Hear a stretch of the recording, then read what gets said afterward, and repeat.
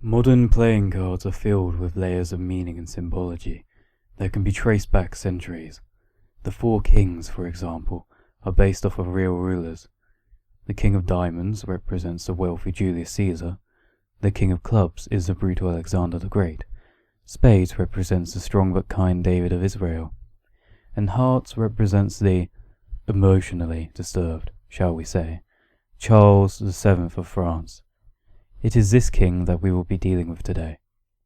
It should also be noted that Charles was the only one of the four who was actually there to see the day that his face was printed on a playing card, which may rationalize why he acted apart from the others.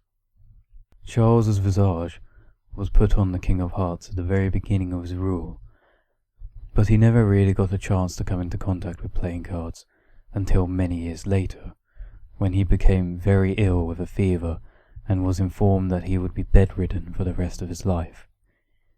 It was during this period that Charles began learning card games to pass the time, such as an early version of blackjack, 21. Charles lay in his bed for 2 years, constantly fiddling with the cards and always getting weaker.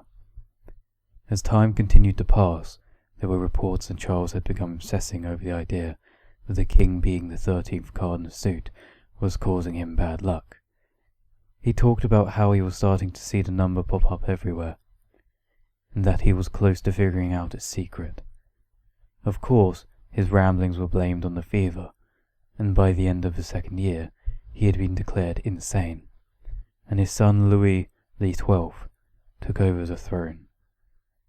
One day, several months after the end of his reign, one of Charles's physicians went to his chamber to find the frail old man, standing in the middle of the room wielding a large sword. Before the doctor could react, the king said, "They have shown me the truth of 13, and it is not meant for mortal eyes." Without hesitation, the king proceeded to ram the blade in through the left side of his head, between the ear and temple, until it came out the other side. He wavered a moment before collapsing to the floor, dead. After the incident was announced and it was made public that the king had gone mad, the image of Charles and the King of Hearts was altered to show himself offing himself. Although the picture is now shown significantly less graphically, the image of Charles thrusting the sword into his skull can still be found on modern-day playing cards.